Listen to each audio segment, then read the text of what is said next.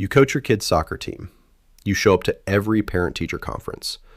You know the name of your daughter's best friend and the name of that best friend's mom. You drove 40 minutes last Tuesday to pick up your son from a birthday party because he texted you at 9 p.m. and said he was ready to go. You didn't complain. You just got in the car. And here's what's interesting about all of that. Nobody told you how to do it. Nobody sat you down and walked you through a manual. You figured it out on your own, the same way you figured out most things. I'm Frank, by the way, and if you're a Gen X dad, born somewhere between 1965 and 1980, there's a good chance you are doing fatherhood in a way your own father never modeled for you. You're not copying a blueprint. You're building one from scratch. And what you're building says more about where you came from than you probably realize. Let's start with what you do. You check in. You ask your kid how their day was. And you actually wait for the answer. You sit through the recital. You sit through the second recital. You know which teacher your kid likes and which one makes them anxious. You text them back. You show up to things that nobody is keeping score on. And if someone told you that 90% of Gen X and millennial dads say parenting is their greatest joy, you probably wouldn't be surprised, because that tracks. A national survey from 0 to 3 and the Bezos Family Foundation found exactly that. 9 out of 10 dads in those two generations said being a father was the single most rewarding thing in their lives. 86% said they actively work at becoming better parents. 60% said they want more information on how to do it well. Think about that for a second. 60% of dads raising the hand saying, "Teach me more." That doesn't sound like a generation coasting. That sounds like a generation that's paying attention. But here's what makes this complicated, because the reason Gen X dads are so locked in isn't just love, it's memory. You remember what it looked like when a father wasn't locked in. A lot of you grew up with dads who worked. That was the job. He left in the morning, he came back at night, and the stuff that happened in between, the homework, the fights with your sibling, the thing your teacher said that stuck with you for 20 years, he wasn't part of that. Not because he didn't care, but because that wasn't what fatherhood meant in his world. His generation, whether boomer or silent, operated on a different model. Love was provision. Being a good dad meant keeping the lights on. Emotional availability wasn't in the contract. You didn't talk about your feelings at the dinner table. If you were upset, you handled it. If you were scared, you hid it. If your dad was proud of you, you figured it out from context clues, because he wasn't going to say it out loud. Researchers who studied Gen X men in therapy describe this as inheriting both strength and silence. Your father gave you grit. He gave you self-reliance. He also gave you a blank space where emotional language was supposed to go. And most Gen X men spent the first half of their adult lives not even knowing that blank space was there, because silence was the norm. I've been working on something on the side, a book called Psychology of Gen X. It covers a lot of the things I couldn't fit into a single video, like how your parents' generation wired you for certain habits, and what those habits look like now. It's in the description if you want to check it out. Now, let's go back to what happened when you became a dad yourself. Something shifted, and it didn't shift slowly. For a lot of Gen X men, the moment they held their kid for the first time, a switch flipped. They looked at that baby and made a decision, sometimes consciously, sometimes not, that they were going to do this differently. Not because their fathers were bad men. Most of them weren't. They were products of a time that rewarded toughness and punished softness.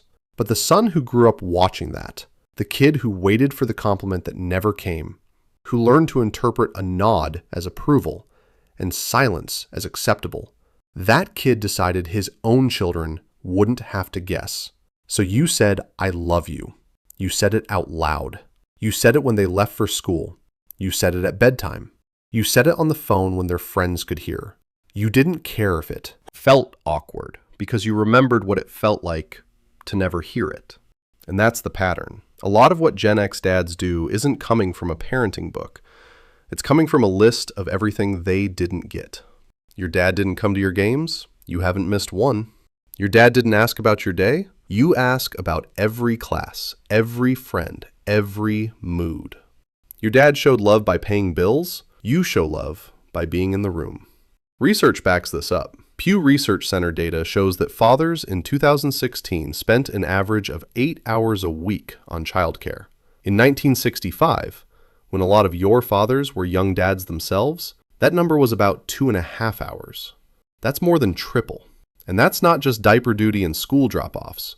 That includes playing with your kids, helping with homework, having conversations, and being physically present in their lives in a way the previous generation simply did not prioritize.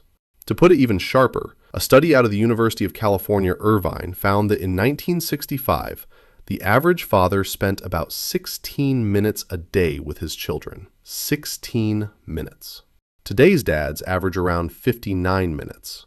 That gap didn't happen by accident. That gap happened because a generation of men looked at what they were given and decided it wasn't enough. But this is where it gets layered, because even though Gen X dads show up more, they're still wrestling with something underneath. You can be the dad who coaches the team and still not know how to talk to your kid when they're crying. You can be at every recital and still freeze when your teenager tells you they're struggling. You can triple your father's hours and still carry his silence.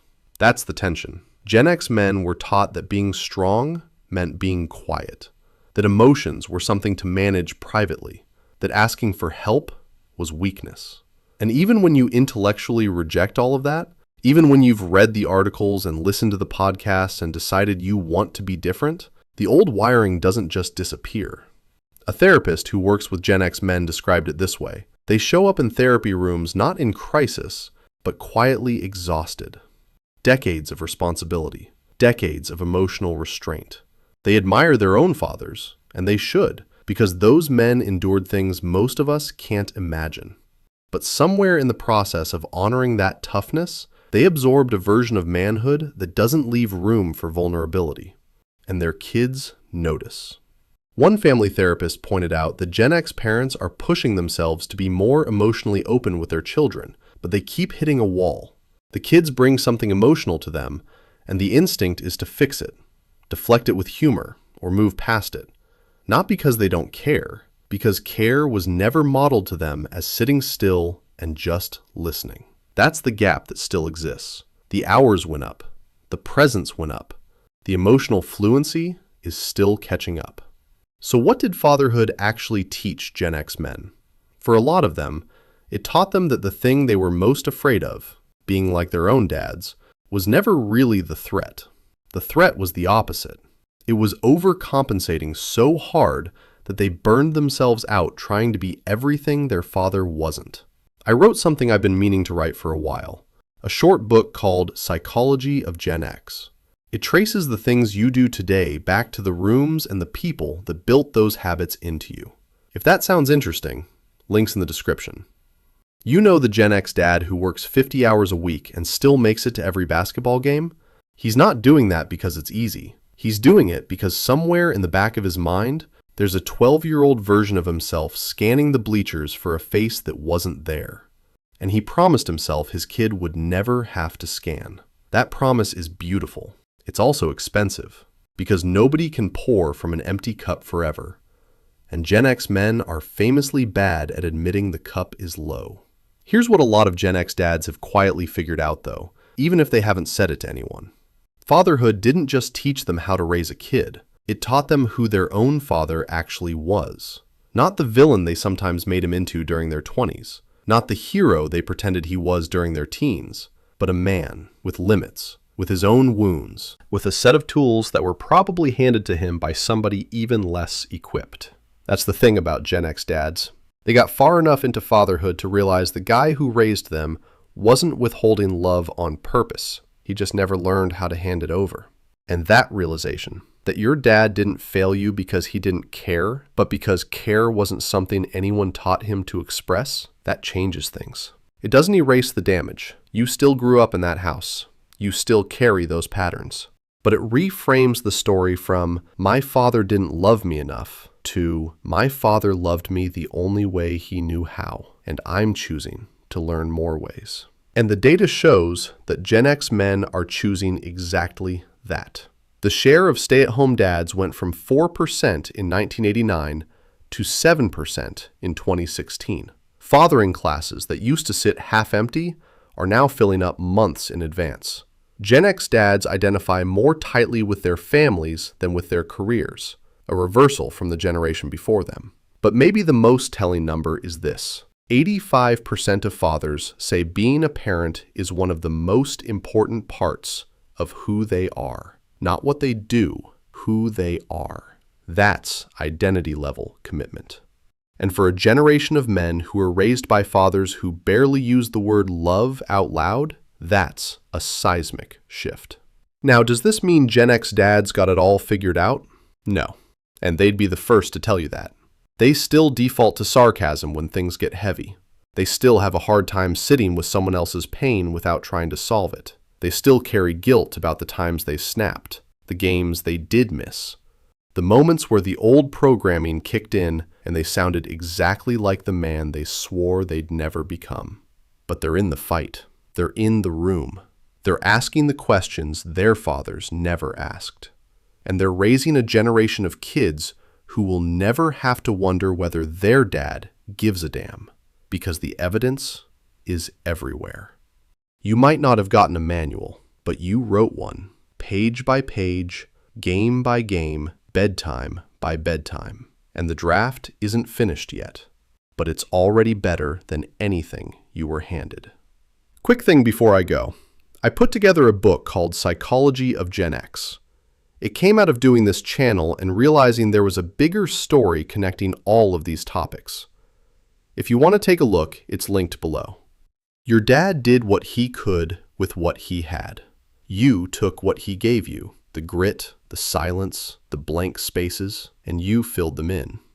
Not perfectly, but on purpose. And your kids will never know what it cost you to become the father you didn't have. But they'll grow up knowing exactly what it feels like to have one. That's the blueprint now, and you built it. Thanks for watching. See you in the next one.